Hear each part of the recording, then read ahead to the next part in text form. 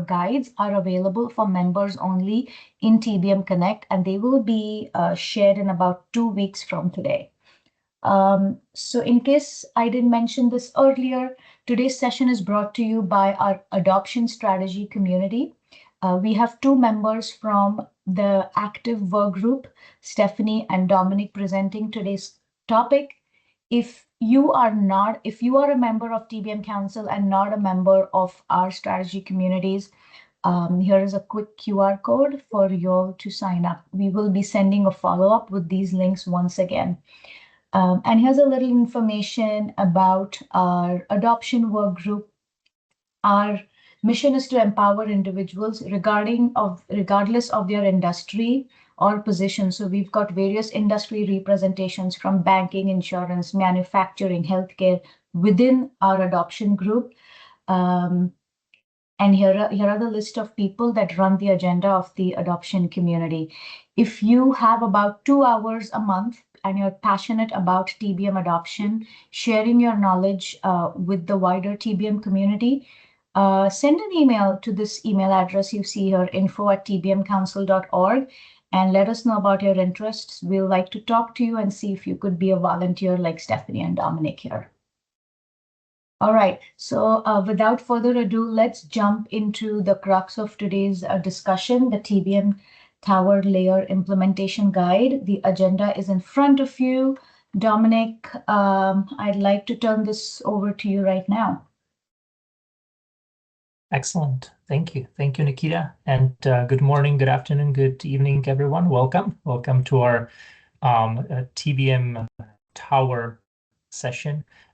We will take it very easy today. We won't be very formal. You'll see our slides will be very high level, and we'll be primarily just talking about our experiences and how we see the task of mapping the costs and the resources to towers. So we'll have a hopefully long Q&A. We'll try to give you guys room for questions, and really it's going to be me and Stephanie kind of trying to go over how to tackle this exercise, some tips and tricks, if you may. And primarily, really, this all goes back to the manual, if you may, or white paper that we're going to be publishing I think in the next 30 or 60 days. We'll also take, some of your feedback today and reflect it. So it's going to be essentially a document that's going to summarize the best practices, how to tackle the mapping from the resources to towers. And it also kind of goes hand in hand with the session or document that we talked about like 6 months ago, probably 6 or 7 months ago, and it was about how to map to cost pools. So this is kind of a continuation of the same story. We're going to try to we're probably going to refer to that session a little bit, but if you didn't attend it, it's okay. No worries. I think all the information that we'll mention today is going to be very relevant regardless of whether you attended the previous session. So let's start with a quick intro. And since I'm speaking already, let me do mine. So I'm a director of IT business operations at HPE, previously Juniper Networks. And I'm based in Frederick, Maryland. We got 28 inches of snow last weekend. So, I wonder if anyone got more than us. Probably, yes. And I've been a member of the TBM Adoption Committee, I think a little over a year now. Stephanie, over to you. Yep. Hi, everyone. I'm Stephanie. I am located in Pennsylvania, just outside of the capital. I did not get as much snow as Dominic. Only about a foot. I've been working in TBM for the last 8 or 9 years, and right now I participate in the adoption work group. I'm also a TBM ambassador, and I do participate in the mentor program. Excellent. Well, let's go to the next slide. Sure. So I'm going to jump right in on this slide here. It's just the taxonomy infographic. Should look familiar to everyone on the line. Sorry. Oh, sorry. I thought there was a question. As Dominic mentioned, the concept of resource towers builds on the cost pools topic. So if you didn't happen to catch that discussion on cost pools, you can get caught up right now. So cost pools, the way that I like to describe it for folks is cost pools tell us essentially what did we buy, right, in technological terms. So from a P&L perspective, your financial views will tell you commonly who pays for something, right? Whose P&L is it in? What account do we post it to? It's a very finance-centric view of cost. Cost pools are a first opportunity to talk about that spend in terms of technology. So what did we buy? Staffing, hardware, software, etc. Resource towers build on that concept by categorizing that spend a little further. So cost pools, what did we buy? Resource towers are where are we using that? Which domain or which technology function is that spend supporting? And that's what they represent, is where are we using the technology that we bought? So which domain has that hardware, software, etc. Can we go to the next? Yeah. You want to go to the next slide, please? Yeah, let's do it. Very good. And so, you know, as we mentioned, the towers, they kind of they try to look at or they give you the perspective of how IT sees the world. The cost pools are kind of like the finance flavor of how IT what IT looks like, and then you get to the towers, and it's more of the IT flavor.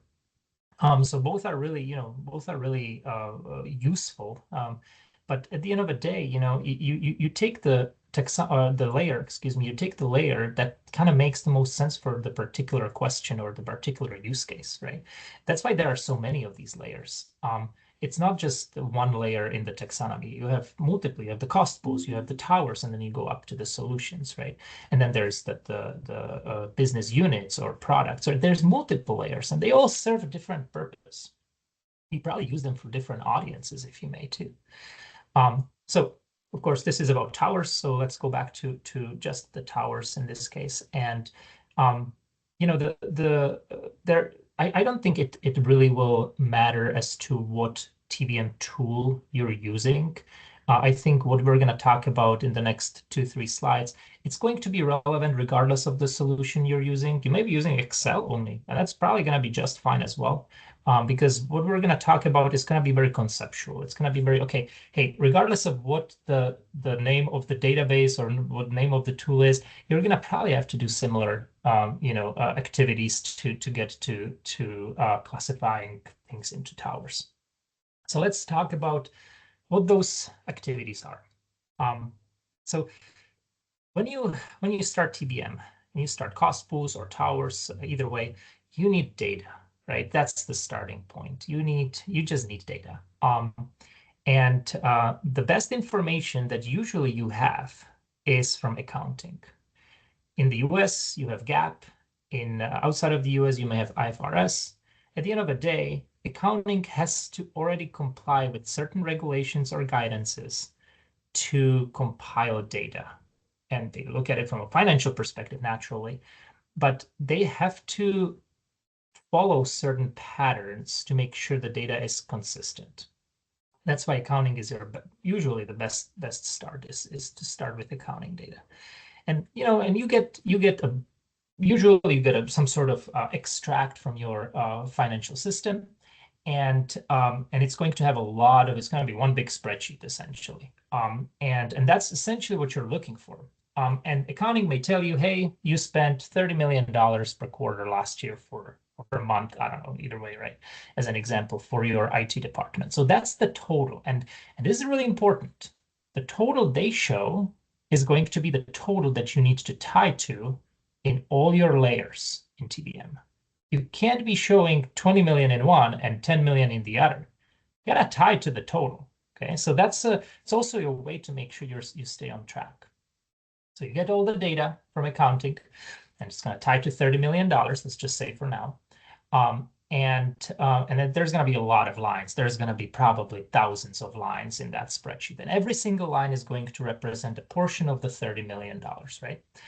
And accounting goes one way further, and they usually categorize the spend, those lines in that spreadsheet. They categorize them into certain buckets. Usually it's personnel, hardware, depreciation, some sort of software maybe, or outside services. They give you some sort of categories, and they usually use those categories when they report back to your CIO or other departments. They don't just do IT, right? They do all the other departments, finance, marketing, sales. They usually use the same categories.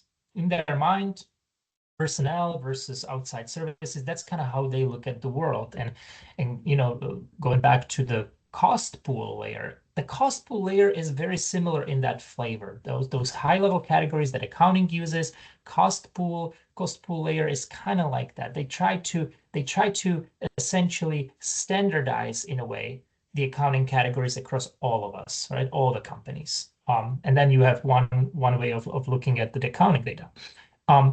But the towers, as we mentioned, they go into more of the IT flavor of things. So what to do next, right? So you gather the financial data, and then you categorize them based on the accounting categories, personnel, depreciation, etc.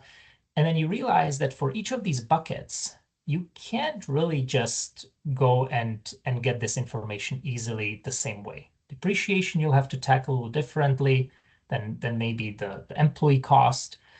You'll have to tackle these buckets a little differently. So, and let's start with the vendors. The vendors, you will likely have invoices. Invoices from the vendors will be your best way to get the information as to what it is that you are actually paying for. Let me give you an example. What if you use Zoom? I don't know, I'm just making up an example, Zoom. Well, you probably will see in accounting data one or multiple lines that relate to Zoom, and it will have an invoice number with it. Usually accounting adds that to their data. Well, maybe using that information about invoices, you can tie it to PO numbers, purchase order numbers, and then maybe you can use that information to look up more data in your procurement system, whatever that system may be, right? You look up the PO number or the invoice number.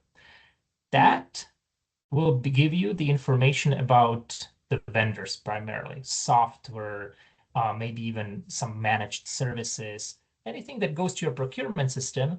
You found a way to translate the accounting data to the PO numbers, right? And then looking at maybe the contracts or quotes, or maybe just the description of the PO in your procurement system, that should give you a good amount of information about what it is that you're dealing with. Remember, to map to towers, you need to find the why. Why did we spend $100,000 here? Why didn't we spend $20,000 here, right? You need to find the why. What is it? What is it that we're paying for, so that you can then later map it to the right tower. Labor. Labor is going to be a little different. There's no PO number for labor. Usually your employees, they're booked as one line or multiple few lines in your accounting data. They don't book data by each employee. So for that, you probably want to talk to HR and see if you can maybe do some sort of roster of all the people that you have in your team. Or maybe you go and then maybe you go to your CIO. I think someone is not muted. And then maybe you go to your CIO or your VPs, or right, the second, third layer of management. And you decide, hey, maybe there's a way to approximate the what is it that these people do to the towers by team. Maybe that's a way to tackle it, right? And so that's the labor. Now you have assets. That's going to be our third one. That's going to be probably about depreciation. Again, you won't probably have an easy way to find the PO numbers, but accounting usually, what they do for depreciation, they have a certain asset ledger that they use. It's a separate document. And that document gives you things like when they started capitalizing that asset. Super important, because that way there's also the owner of the asset. You can ask more questions, right? So the asset ledger would give you a lot of that information. And And so those are really the biggest categories of spend and the different ways how to tackle them, right? But the question would be, so do you have to go over all these lines? There's going to be thousands of them in that accounting data. Do you have to go over every single one of them? What if one of them is 37 cents, right? No, you don't, especially if you're starting TBM. You can just draw a line and say, hey, over certain materiality threshold, I'm not going to focus on it. Like maybe anything under 5,000, 10,000, 20,000, 30,000, you just disregard, maybe. And then you will have one big unknown bucket where you just didn't categorize the towers. But hey, maybe, and that's something that's an analysis you need to do. Maybe if you draw a line, and I'm just going to make it up again, about $10,000 and above is what you analyze, and below you don't, and you have 10,000 rows in your spreadsheet. Just making that line, you eliminate 9,000 of the 10,000. You have 1,000 to go, and it's going to represent 95% of your total spend. Maybe that's the way to do it. So I think you kind of pick your battle, right? You see what I'm trying to do here is hey, what is it that we're after? We're probably not after those small items in the data. We're probably after the big items, and those are going to be where we're going to spend time analyzing them. So we talked about you got the data, you got more information about your data. Well, now you're going to be mapping it to the towers. Well, hey, it's going to sound easy. It's not, but you already got the information. You suddenly know, hey, I spent $100,000. What is it that we spent 100,000? Oh, it was Zoom. Oh, I see. Okay, so this is the quote. That's how we know what it was for. Okay, so now we're going to look at the taxonomy for TBM and see where it fits the best. It's a judgment call often. I have to say the taxonomy is fairly well defined. Okay, so the taxonomy is going to have a lot of information about each of the towers and the subtowers. So you will, most of the time, it's going to be more straightforward than less, but you will get into a situation where you're like, okay, this is borderline. What do I do? Where do I put this? Right? In those situations, you either make a judgment call, you can go to the TBM Consul's website. There is going to be some forums. You can ask people questions, right, to help you out. And again, are you going to be asking question for a $355 expense? It's probably not going to be materially enough. But if there is a big expense and you're like, hey, this is actually crucial, I need to know, that's maybe where you spend your time, right? And as I mentioned, the unknown tower, you will have an unknown tower. You can't go over everything. It's impossible, right? Realistically, you just can't. It probably won't even provide value if you do. So having an unknown tower is fine. It's just how big is that tower? If you show it to your CEO or CIO and say, hey, my unknown tower is 57% of the data, they'll be like, okay, well, that's a problem, right? If my unknown tower is 8% of the data, maybe that's better. And then lastly, quality of assignment. That's another thing you can implement. Again, depending on the tool you're using, it may be, you use some certain software for TBM, maybe use Excel. But you can also note how confident you are in your assignment. Okay, so sometimes you simply you don't know still. It's not like you got all the information. You didn't get 100% of the information from your procurement system. You still would have to probably go to the team and ask them more questions. Maybe in the stage where you're at, you're going to say, hey, maybe I'm going to do that in the version 2. For the version 1, I'm just going to assign it based on what I think it is, and I'm going to maybe assign a medium quality of assignment to it. That's maybe one way you can track your quality too. And then lastly, review the big picture. In this case, it's going to be essentially once you have the first, once you give it a shot, right? And you're like, okay, I have the first kind of model of towers in whatever tool you're using. Before you go, and this is my personal suggestion from my experience, before you go and show it to anyone, take a look and do like a sanity check. Like you look at all your towers, maybe by dollars and percentage, so that you see the relative size of each tower and subtower. Does it make sense? Does it make sense that maybe 85% of your spend is categorized in the IT management tower? Probably not, right? Like it's just going to give you a sanity check. Like, hey, if I present this to someone, and keep in mind your CIO or COO, they won't be looking at the details. They will be looking at the big picture. So if you show it to them and you're already like, you kind of made a sanity check, like, hey, this makes sense. This actually kind of makes sense. This is interesting, right? Or maybe not, and then you go back, maybe there was some sort of typo you made. I think that's a good one. That is going to help you out to make sure that you stay on track. Hey, I've been talking so much. Stephanie, I'll open it up to you. I'm sure you have your experiences with this. Please add as you see fit. Yeah, I think the only thing I would offer is, when you think about metadata, when you're gathering your data, when you start out and you're looking at cost pools, a lot of the data you probably started there, right? General ledgers, organizational structures, hierarchies, account hierarchies, a lot of that you're already going to have. To get from cost pools to resource towers, you start looking into your metadata.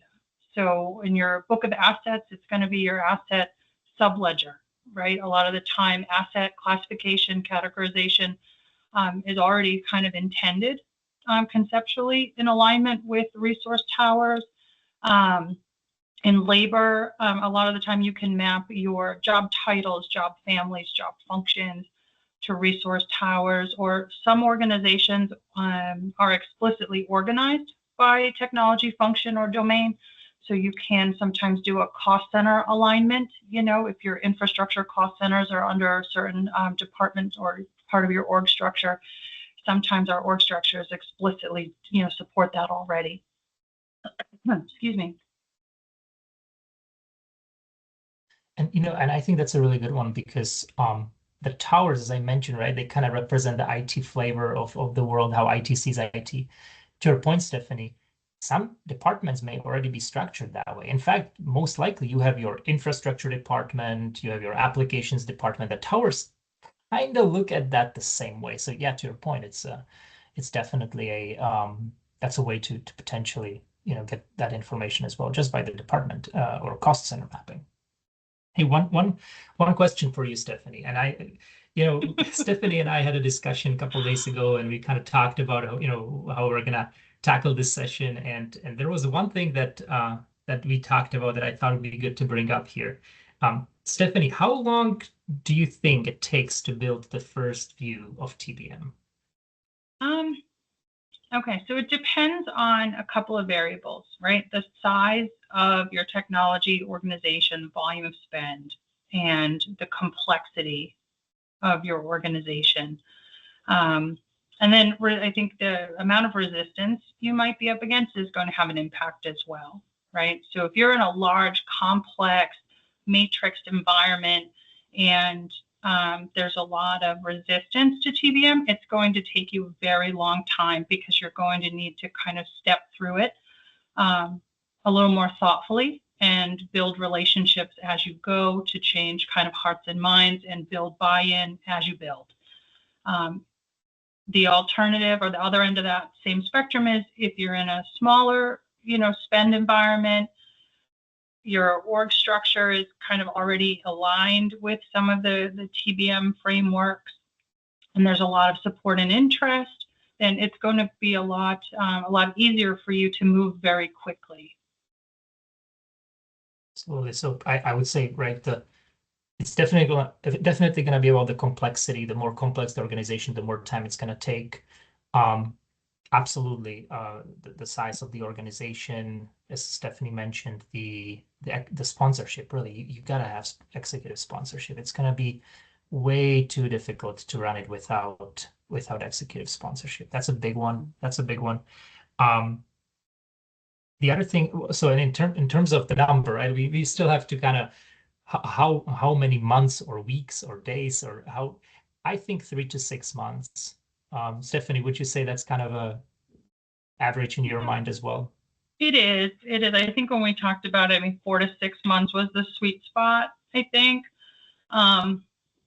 because it also is going to take into account, or you're going to have to consider what the tolerance is for ambiguity. And so Steve actually just put a question in the chat that's aligned with that, about using unknowns or placeholders. How often you can use an unknown or a placeholder is really going to be determined by the tolerance of your organization, right? How much ambiguity can they tolerate and still consider the effort successful? Exactly. And you know, and I just saw that question come over as well. I should be looking more at the chat here. You know, and one thing I would say to that, and it was from Steve. Steve, thanks for the question. What I did on my side is I decided to create two buckets. One was unknown, and one I called it manual adjustment. Okay. The unknown was, as you said, I just simply don't know, and I have yet to do more research on it. But I know that there is something I still need to do more research on. You know what I mean? Like maybe I looked at. I'm gonna use Zoom again. Sorry, guys. It's on my mind. You'll see it on the next slide, by the way. But maybe I looked at Zoom and maybe I don't know what it is. And be like, oh, I have $100,000 a year per year, maybe.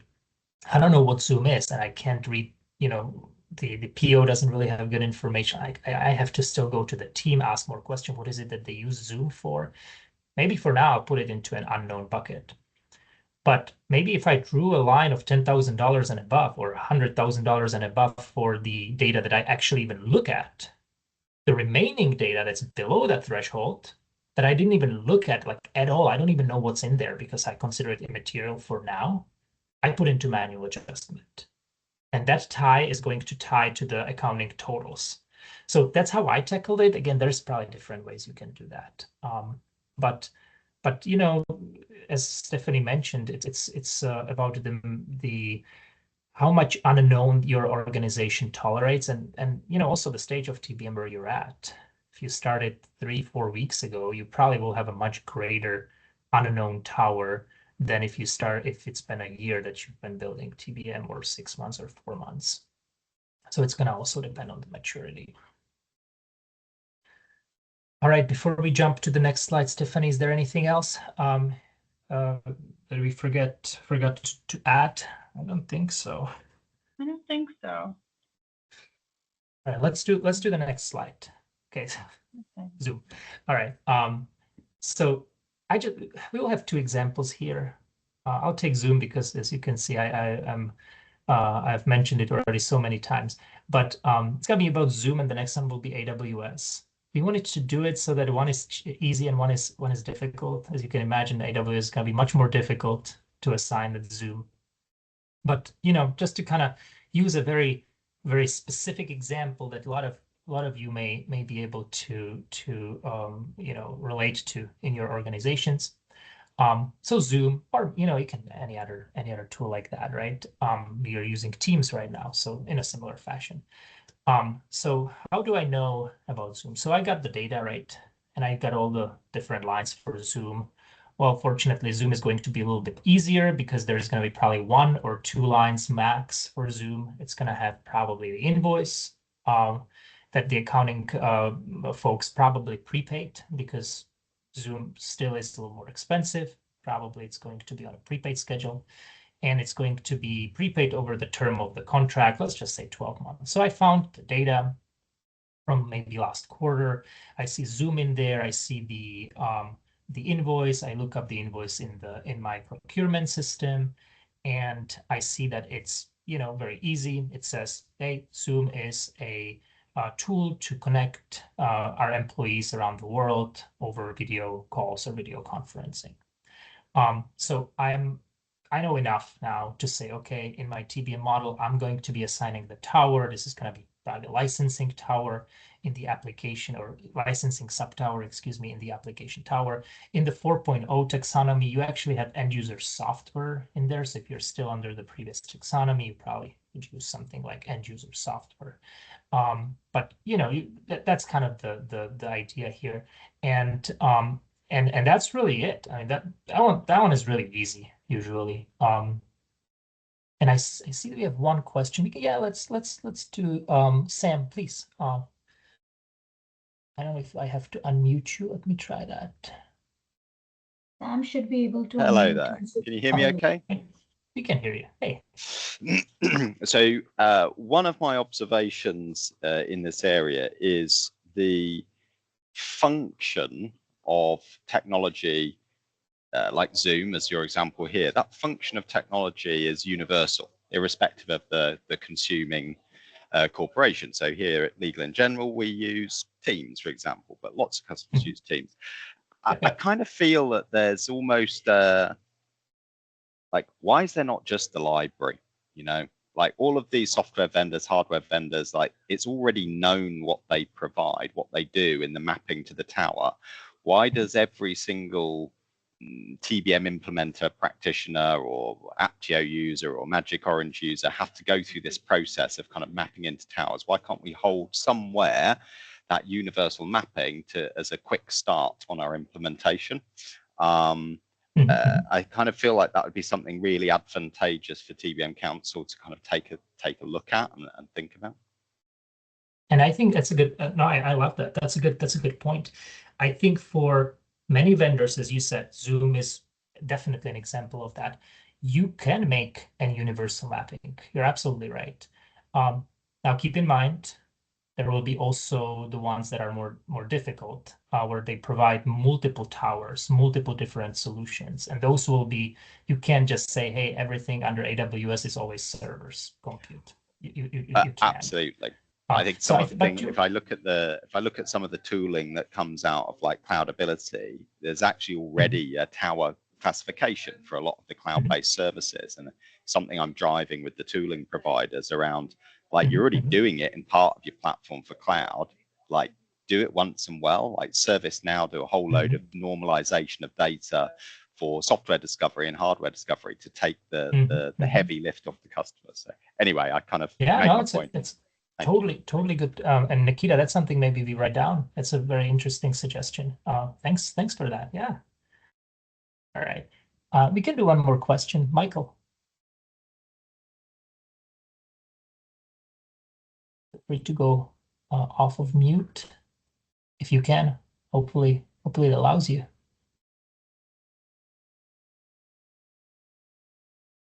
Michael just asked his question. Oh, he did. His hand is it in the chat? No, he was the one who was just talking. I thought that was Michael. That was Sam, wasn't it, Sam? I don't think Michael got to ask his question. Sorry. Oh. I think that was Sam that asked the question. Okay. I think Michael has still his hand up. Yeah.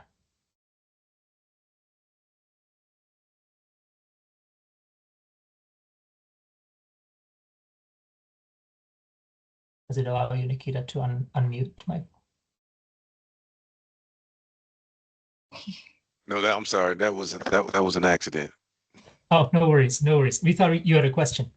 No, that's fine. So let's go to the next slide, Stephanie. I think that one is our AWS one. Yeah. Sure. So as a mapping example, if you're using AWS, actually I think any of the public cloud providers, you'd have the same kind of approach. So in your general ledger, you're going to be able to find the transactions where the cost of your cloud invoicing are being posted. And then where you're going to want to see if you can surface and align to that are going to be your cost and usage or your billing files. The language is going to depend on the provider that you're using. But from that invoicing, what you're going to be able to identify is the products that you're buying or services, and also anything you're buying through the marketplace. And if you're using tooling, it might be a little easier. If you're using Excel, still possible, just large volumes of data. Some of the tools that are out there are going to do that automatic mapping for you. If there's a partnership there in the design. But what you're looking for is, the same as you would on any other vendor PO. What did I buy? So if you're spending with Amazon, your big buckets of compute spend are going to be EC2, ECS. Storage is going to be, S3 and EBS. Excuse me, network.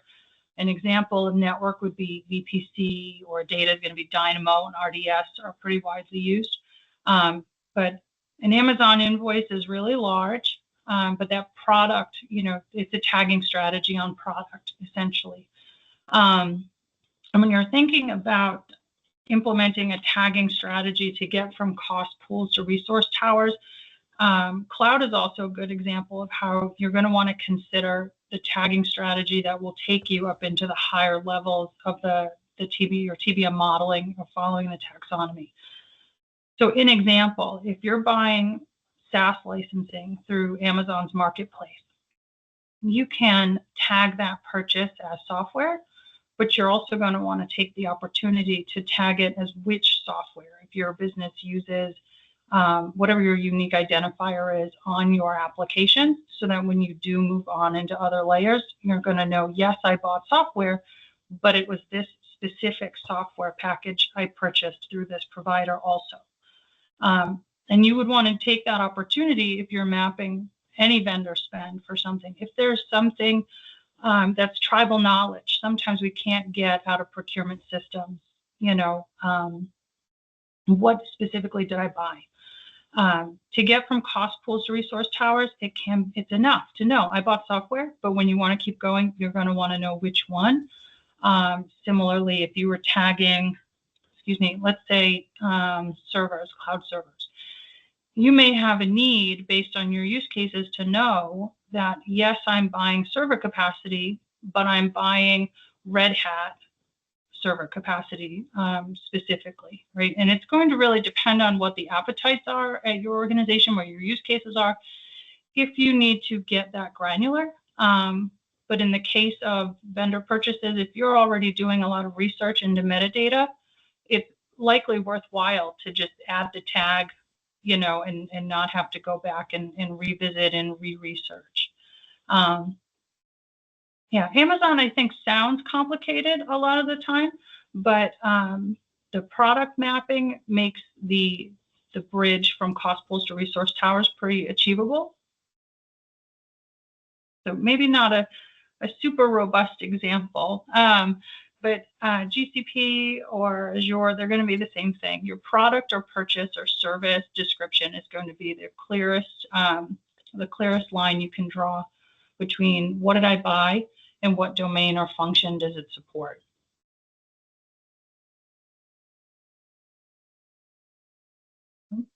Do we want to go to the next slide? I think actually, there might be a question in the chat.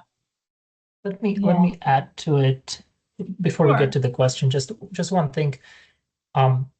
Every company will have a different use of, say, in this case, AWS or whatever cloud provider, right? So that's going to be an analysis that needs to be done. Usually these are the very large spends in your organization, so you probably want to place more focus on these items. I saw one person saying, how do I know what the if the classification is correct? And we kind of talked about the data quality, and hey, is that how do I keep track of it, right? Maybe you use medium data quality or low data quality, knowing that you will have to still come back. But you probably can very easily say that AWS is not going to be maybe end user support software, right, in the 4.0 taxonomy. So you probably, if you are at least a little bit confident and you just have to hit a deadline right at the beginning, maybe it's okay to do a high level kind of assumption document. And I think Stephanie was mentioning here that your review and mapping management is important. Absolutely, that's crucial, right? To keep track of, hey, where do I still have to keep looking and keep doing more analysis? And this absolutely crucial for you. And then going back to the previous question we had is, hey, can we do a one-to-one mapping? On this front, we probably won't. Right, we can do like a universal mapping of AWS. Zoom it probably is easier. Let's go to. I think the next slide is I think we're Q&A. Is that right? Yeah. So before we jump to this, let's open it up for questions. Maybe let's do like 10 minutes or 8 minutes of questions if there are. And I think one of them is there a difference between mapping use case for AWS and tagging strategy for FinOps from FinOps framework? That question I wouldn't know the answer to. Stephanie, do you know? Yeah. So the way that FinOps is going to interact with those tags might be a little bit different from what you're doing on the TBM side, but one doesn't replace the other or supersede the other. Let me read your question again. Is there a difference? I think there's a difference in the frameworks, but not a difference in the intention. It's mapping and measurement. And I think Matt Temple is on the line and may want to add some color for us because his knowledge on AWS far exceeds my own. Calling out Matt, sorry, but maybe we'll get a more in-depth answer in the chat. I'm not sure what the real intention of the question is, or if that's a sufficient answer. And Catherine, Senda. Catherine, thank you. You know, and I think the tagging, and I think I understand the question right now. The tagging in your cloud service provider, I think there will be different use cases how you want to tackle it. And one of them may be to help you, get to the TBM categorization. So I think that's going to be another, decision how you define your tagging strategy. Craig, yeah, go ahead.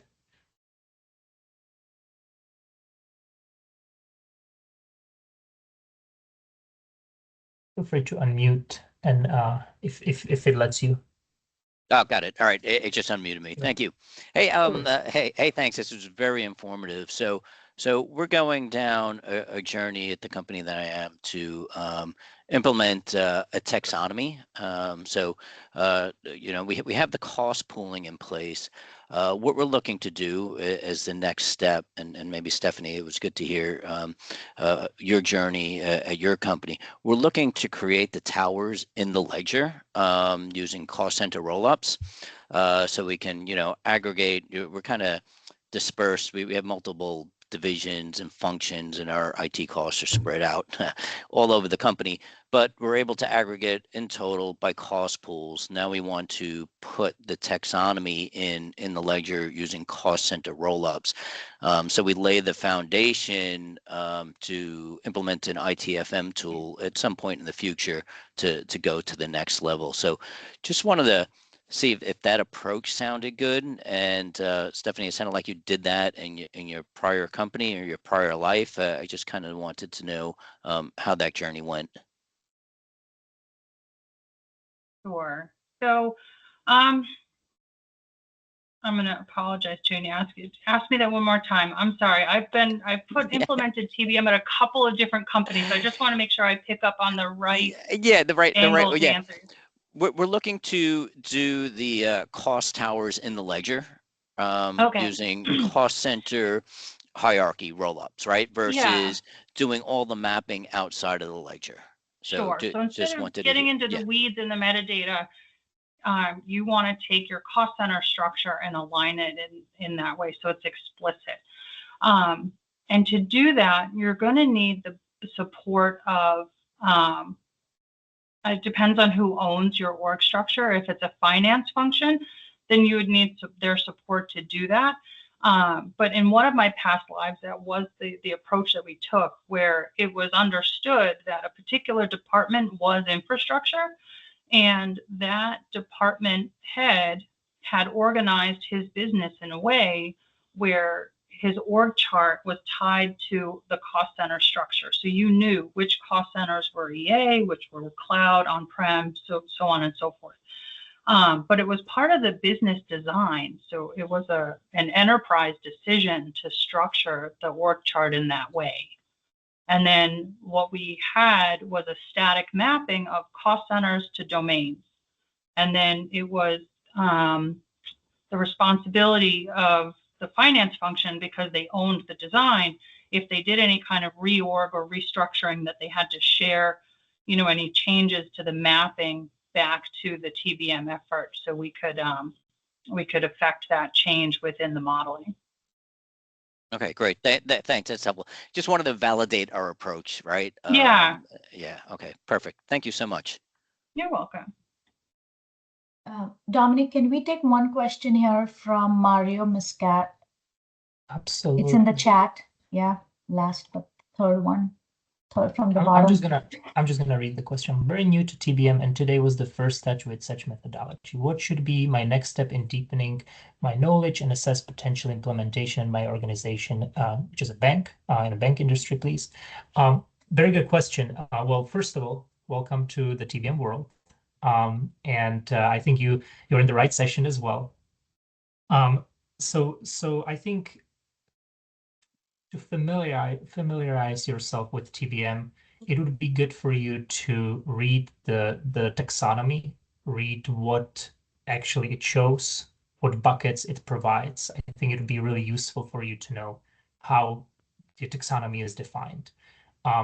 That essentially tells you what is it that TBM wants you to do, right? It wants you to categorize your expenses in a certain way. We'll be also sharing these the guide, and you see it already on the screen. We're going to have two guides, the cost pool guide and the tower guide.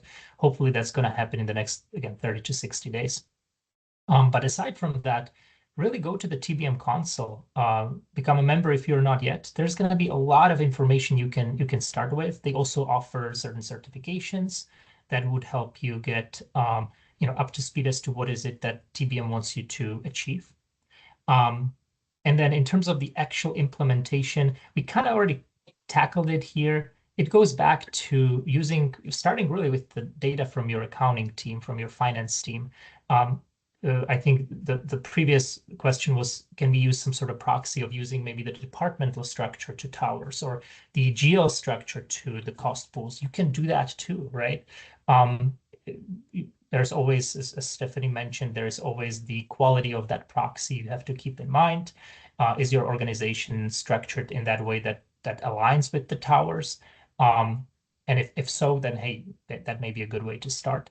But really, at the end of the day, I think, and we mentioned that too, is it takes time to build this. This is not over a couple of days, right? But it takes time, and there are some tools you can use to house TBM. Maybe for a proof of concept, you choose to do it in Excel. And that all works. But just to get into that journey, I think that's the start you want, right? Because I think even in a 3-4 weeks, you will be able to show to your management something that they probably have not seen before yet. And that will give you a fuel for the next release of your TBM model. Hopefully that addressed your question. We can probably take one or two quick questions before we wrap up. Another question is, who's best to take ownership? I lost that question. Who is best to take ownership for the hands to keyboard mapping of tech costs? I was just trying to put an answer for that one in for us, Nikita. So who is actually going to do the mapping is really going to depend on what your work structures are going to support. Things like who has visibility, excuse me, and access to data might prevent one group or another from doing the mapping. So it's going to be different for each organization. So it might make good sense in one organization for all of the mapping to be owned by your TBM team if you have one, because they're accountable for the tooling and their remit is the output. In that case, they may own the mapping. If you're using different tooling, maybe it sits in finance, you're using Excel, and you can embed the mapping into other finance workflows. It's like it's come up a couple times. Maybe you can align your cost center, your POs. If you can bake that into your procurement process, then it would make sense for procurement to be accountable for the mapping.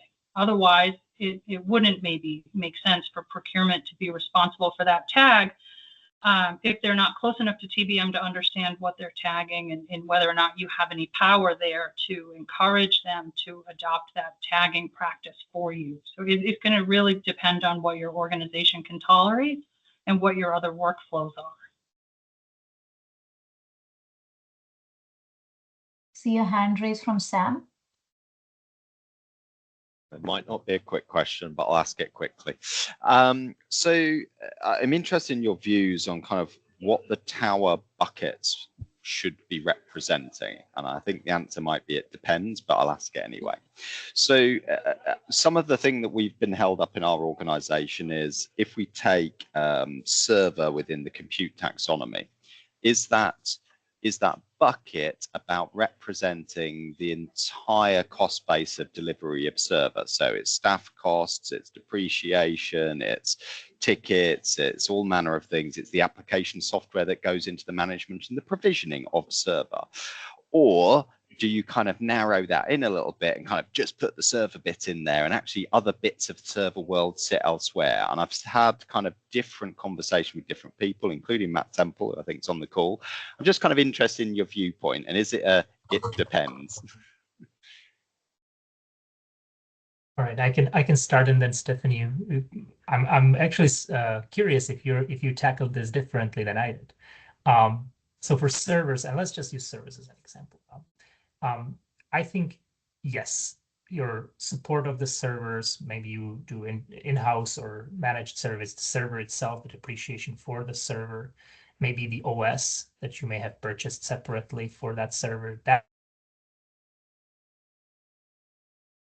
in my mind goes over top of the infrastructure, and not just that one server, but you may have storage as part of that monitoring. That's a different tower. That's in the delivery section. But the towers do want you to consolidate the different types of expenses by the nature of them. That would be my response. So the value, I think, of bother, what I heard the question is, why do I want to do this, right? What value does it add to my effort? And I think what it allows you to do, and this may be my personal bias, having a background in manufacturing, is when you look at spend, it's really important who's responsible for absorbing it from a P&L basis, but it's important operationally to understand what are you buying and how is it being used, because that's going to help you surface straight away, do you have anything that seems out of balance for what you know about your operation? So an example of that might be, if I categorize my spend by resource towers and I'm spending a ton of money in, I don't know, in mainframe, but I have a cloud migration initiative, that to me would indicate something's misaligned. There's some unknown somewhere, because why am I investing in a cloud migration effort if I'm heavily leveraged in mainframe? There might not be something operationally aligned there. Another use case for mapping to towers is going to be benchmarking. So if I take my entire book of spend and look at it through the lens of the functions and domains that I'm spending within, it's going to help me better align to other people in my industry. Some of the big consulting firms, do tech spend studies. So if I follow resource towers, it's going to help me align there and see where I am spending compared to my peers. Resource towers is a really easy way to get alignment to some of those industry comparisons. I think those are my big two: understanding how I'm using what I'm buying, and then helping me to compare how my spend compares to my peers. Thank you. All right. I think we're almost at the top of the hour. Nikita, back over to you. Thanks, Dominic. So that was quite an active Q&A. So once again, for those of you who are not members of TBM Council, join the TBM Council and connect with fellow TBM professionals, leaders within our community. The QR code is up for you. And also follow us on LinkedIn. We regularly post about new publications and events in your own city, region on our LinkedIn. We have our Board of Directors Invitational coming up in the month of May. This is for our C-level and VP level executives in the world of TBM. We will share some updates on this on LinkedIn, but if you have your leadership engaged within your TBM program, or if you would like them to be part of this event, please share the information with them. It is taking place May 11th and 12th in Phoenix, Arizona. Our salary survey is always open. Our research and standards team is working on benchmarking the roles and responsibilities within the TBM role. It takes about 10 to 15 minutes to answer. This is on our website, but here is a quick QR code for y'all to scan and answer the questions. And last but not the least, our TBM ambassadors. So we received a bunch of questions on how do I get started? I'm new to TBM. What next once I am in TBM? We have over 30 TBM ambassadors spread across the globe with rich knowledge and hands-on experience in doing TBM, and they are here to mentor you. So I put my email in chat, but if you went to tbmcouncil.org, filled out a quick form, our team will be happy to match you with an ambassador in any of these subject matter expertise areas that is in front of you. So do take advantage of our TBM Ambassadors program.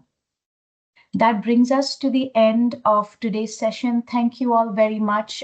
Please look out for the recording in YouTube and the slides and the guides within TBM Connect. Have a great rest of your day. And here is a quick poll. If you're on, do take it. I should have brought it up earlier.